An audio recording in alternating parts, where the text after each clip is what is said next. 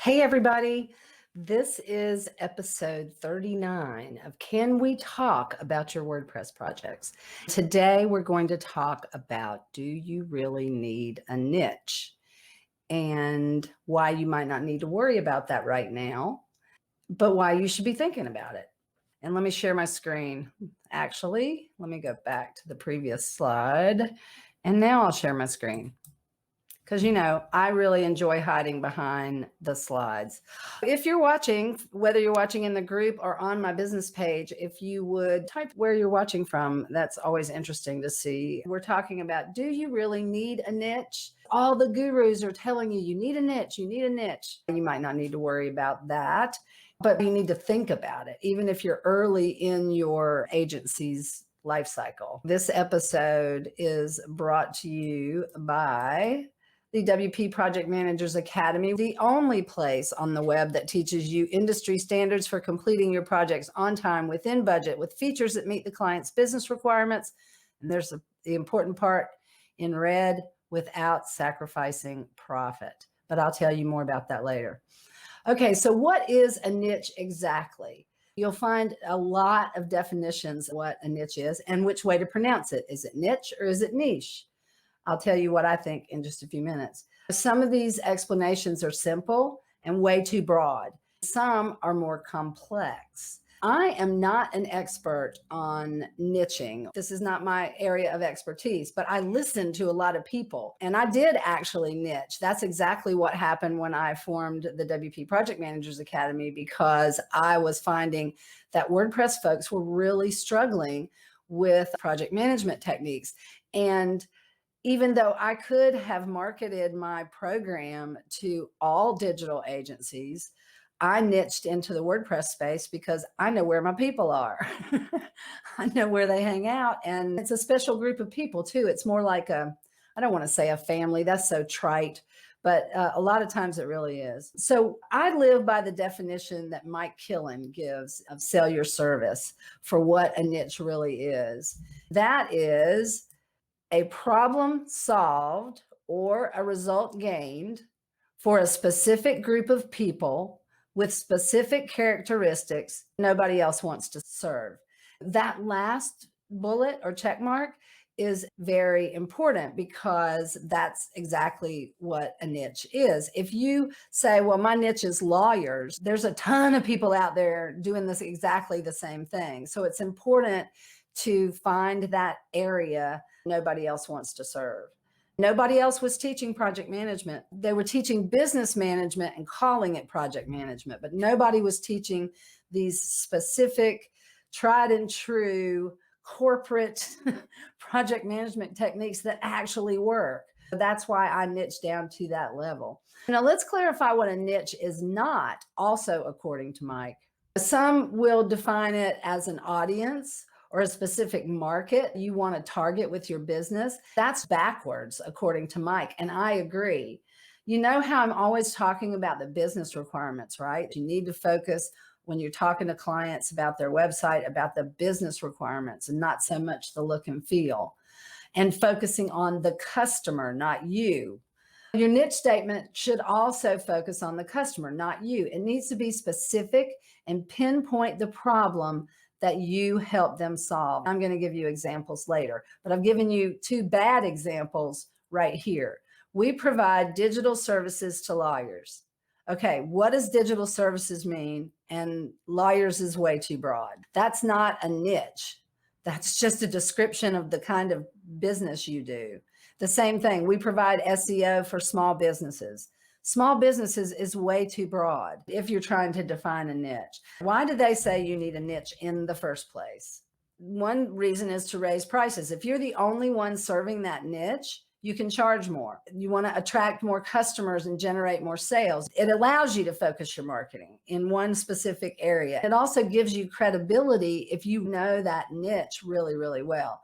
It's also an aid in productivity because your starter site and all the stuff you start with can be way more specific. You could even include some content because you're so into that niche, and that saves development time. It might be because you want to become number one in the market. That goes back to the first bullet, which is about raising prices. Because if you're the number one person in that market, let's use Pat Flynn. Pat Flynn's a great example. He is the king of podcasting. Everybody knows him. He's number one in that market. But here's the biggest problem with what they're telling you about needing a niche. They're constantly telling the new folks or people that haven't been doing this very long, you got a niche, you got a niche, you got a niche. And according to Todd Jones, and this was in an article he wrote for Maine WP on 3 tips for WordPress freelancers finding a niche. One of the things he says that I find is very common, that stressing over a niche can slow down your progress. If you're worrying you're going to get it wrong, that seems to be the biggest concern and what slows people down. I don't necessarily agree with everything in that article, but Todd makes some really good points. I'm going to give you a link to that later. If you head down in one area and you're thinking, this isn't working for me, so I'll just switch to a different niche, that can really slow you down. Todd says you're not locked into a niche, and you're not, but you still need to be careful of losing interest and jumping from niche to niche. According to Mike Killen, a specific niche can really be a gold mine if you find the ore and then continue to dig and dig and dig. It's not just a one-time thing. You must be able to identify with your niche. You can't serve a niche you don't fully understand. It's not something you go after, it's something you become. That's why you don't have to decide this early on, but you should be considering along the way. When you're creating or choosing a niche, experience is the key. That's disappointing to people who are starting out and they're like, well, if experience is the key, how do I niche? And that's the whole point. It is okay to start as a generalist. It's okay to get your feet wet by not having a specific niche. Now, if you can, that's great. Let's use Melanie Adcock as an example. Melanie came out of the church industry. She used to work at a church, or more than one church. I don't remember the exact background. When she went into web development, it made perfect sense for her to niche into that area because she understands them. She knows their language. She didn't have to start as a generalist. But if you don't have a background like that, and all these gurus are telling you you need to find a niche, it's way too early. You need to get some background. You need to get experience before you worry too much about defining a niche. That way you can identify your customer avatar along the way. If anybody watching this doesn't know what I mean by customer avatar, that's your ideal client, all the characteristics of your ideal client. Once you start serving clients, this kind of thing is going to become immediately apparent, and you don't want to be too broad. As you serve these different clients, look for a common thread. Think of it like a discovery process. You're looking to find your sweet spot. That center section is your sweet spot. It's a sweet spot of what you're passionate about, what you're good at, and what people will pay you for.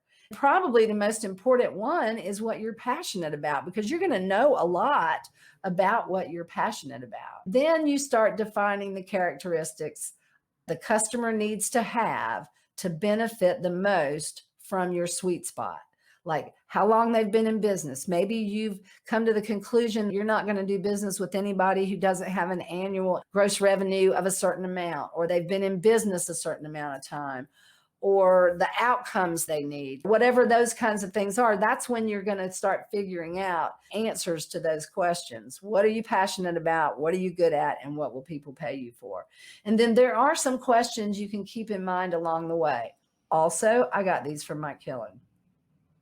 I'm going to give you a link to his YouTube channel in just a few minutes because he has many videos about niching down. When he talks about niching down, he's talking about his niche, people who build marketing funnels specifically. That's it. You can take what he tells you and apply it to about anything. He's excellent in all about sales and pricing and niching and all of that stuff. When you're finding the sweet spot, you can answer these questions. What product types do you love? And you'll be able to answer these over time as you serve more clients and build more websites. What have you struggled with and overcome? Who can you help the most? What part of the process do you enjoy? What does your ideal customer have, or what do they do? And how do they help their customers? There are some characteristics you want to avoid when thinking about a niche. You want to avoid typical industries or areas of niching that typically don't like spending money. Why would you market to those people? You don't want to market to an industry or choose an industry as your niche if there's too many decision makers. I'm going to give you some examples in a minute. Or the ones that hate change or risk, that they have to play it safe. They just want a website. One example is lawyers. Have you looked at lawyer websites? They all look exactly the same. They all say exactly the same thing. There's nothing there typically that sets the attorney apart. And you definitely don't want to market, you don't want to niche down to a group that is always looking for a discount. Now, according to Mike, industries that fall into many, if not all of these categories are lawyers, accountants, nonprofits or charities, local businesses, and service providers like plumbers. Service providers in the US are very hard to talk into the fact they might even need a website because they have Angie's List and they have, I forget what the other one's called. They merge together. They're both really just Angie's List. So let's look at some examples of how you might niche down. If marketing is your thing and your thing is also sales funnels, your niche might be, we create optimized sales funnels for businesses who want to generate more leads and close more sales. See how we have gotten very specific about what it is we do and who we do it for. We do it for businesses who want to generate more leads and close more sales. If your thing is email marketing, you might have a niche to help fitness-based businesses who want to sell more products via email. Another example is SEO. Here's an example where you say, we help bakeries improve their Google ranking by whatever technique it is you do to help them improve their Google ranking. We help local retail businesses create and manage their Google My Business listings for maximum exposure. We're really niching down into the service we offer or the product we offer, who we offer it to, and what benefit they're going to get from you doing that for them. Out of curiosity, I did a search today on niches that might be trending in 2021. See, my title says trending niche areas. These are not niches. These are areas you could niche into because these are the ones that are trending right now because of the situation we're in worldwide. That would be e-commerce, healthcare, home improvement, software as a service, fitness, restaurants and food, and compliance. So e-commerce, that doesn't take much figuring out. A lot of people who just had a brick and mortar realize now they have got to be able to sell online. Healthcare is trending right now, would be a good place to niche. Home improvement, the home improvement big box stores here, their stock is going through the roof. There's a lot going on in home improvement. Software as a service is always a good place to niche down into. The fitness places had to close down. They want to put classes online. That's a good place to go. Restaurants that never had takeout or curbside pickup now want to be able to offer that. And then compliance, privacy policies. If a restaurant wants to put their stuff online, they have to have a privacy policy and have to have other compliance things on their website. I keep running across websites that have no privacy policy and they collect personal information. They need to know they're supposed to have this because we have serial litigators who go looking for people to sue. And it's the same thing with accessibility. Terms and conditions isn't required by law, but it's a good idea to have one on your website. So it covers your butt if anything bad happens. So you could use compliance as a niche. That would be a good one. The thing to remember about these, though, is they're trending now. The word on the street is they'll continue to trend because everything's going to still continue to go online. But things might change if and when this pandemic ever eases off. But pursuing these may help you figure out a more specific niche in one of these areas. To summarize what we just covered, you don't need a niche right away. Don't feel pressured by people who are telling you need to get a niche. The riches are in the niches. That's why I call it the niches.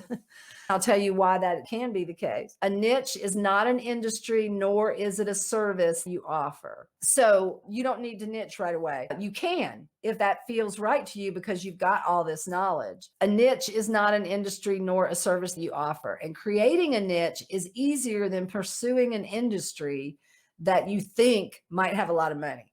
You want to find your sweet spot along the way as you're serving your clients. And the riches, the riches are in the niches if you find that niche and you continue to dig and serve and get even better at it. If you want more information on niching, you can go to the Sell Your Service YouTube channel. That's a picture of Mike right there. He puts out so much content about selling, pricing, and all of those things that even though that might not apply directly to websites, it's good information. He motivates me too. If you just go to the Sell Your Service YouTube channel, it's Mike Killen or Michael Killen. Click on videos. I list all the videos and search on just his videos on niche. And then the Todd Jones article, I'll try to remember to post this in the group also, is at mainwp.com/WordPress-freelancers-niche. We also have more information on niching down inside the WP Project Managers Academy. For those who may not know, the WP Project Managers Academy has a free track and a premium track. The free track has a module called How to Find Your Niche. It's basically Jason Resnick's framework on how to do that via the Agency Highway podcast with James Rose, all of whom are friends of mine. And James teaches inside the academy as well. That's a really good module to watch to learn how to discover your niche. In the premium program, we go deeper. The way that works is there are lots of smaller little individual roadmaps. And well, they're not necessarily small, but they're targeted roadmaps. We have one that's client acquisition. In that roadmap, we have a lesson on how to create and sell turnkey websites. I've got my slides out of order. Oh, well. So Matt Rodella teaches that lesson. And here's how he found his niche. He had a computer repair business. He repaired hardware. When he got into building websites, he knows all about the computer repair business. So he created a website as a service, a turnkey website for computer repair people. All right, I'm looking at too many things at once. Okay, I talked all about Matt Rodella when I was showing you the slide from Module 2, Lesson 2, which is how to use legal compliance to generate leads with Hans Skilrud of Termageddon. And that's a great lesson. And they're actually coming to do the live training with me next Monday on the 22nd. They're going to share about this topic, and they're going to tell us how Termageddon works, how it can help you serve your clients who need help in privacy policies, terms and conditions, disclaimers, things like that. So don't miss next Monday. You will really enjoy it. Let's see. I told you about Matt Rodella, how he found his niche. It just came about naturally. In the premium program, we have a lesson from Trisha Clements. She's like a Google My Business expert. And Google My Business is becoming a bigger deal every day, along with online reputations. Trisha tells you all about how these things can be both a lead generator and recurring revenue. If you're interested in the premium program, we are still running our full launch special. It's currently $55 a month. You can cancel anytime. The price will be going up when we conclude this special. I don't know how long I'm going to run it. Go to wproadmaps.com/join us to join the free program or the premium program. You can always start out with the free program and upgrade to the premium later if you think you need it. Regardless, I want to invite you to join us this Friday. We do every Friday at 11 a.m. Eastern. We have a group chat and we do a Zoom call. This is where we follow up from our live training we have today. This gives you a chance for one-on-one Q&A with me and other experts that tend to show up. We generally talk about the challenges of running an agency and anything about our current world that's going on. It's a group chat. So I hope you'll join us. Coming up in Monday Live trainings, next Monday, Hans and Donata will be here to talk to us about privacy policies and other disclaimers as the lead generator and recurring revenue. On March 1st, Paul Taubman is going to come and have a conversation with me about WordFence versus iTheme security. He's used both of them. I am trying to decide if I should switch from the one I'm using now. I figured if I'm going to have that conversation with him, it might be good for everyone to hear it. On March 8th, I'm hoping I have a subject matter expert on web audits. I've exchanged a few emails with him about this and I'm hoping he'll be able to show up on the 8th. So until I see you Monday, and I hope I will, just remember, stay productive, stay strong, and never stop learning. Let me turn myself back on here. I hope you have a great rest of the day. I hope you enjoyed this and you got something out of it. I'd appreciate a comment to that effect if that's the case. If you're not watching the live presentation, if you would just type replay in the chat, that helps me know that people are getting benefit even when I'm not live. Thanks, guys. I'll see you Friday, if not before.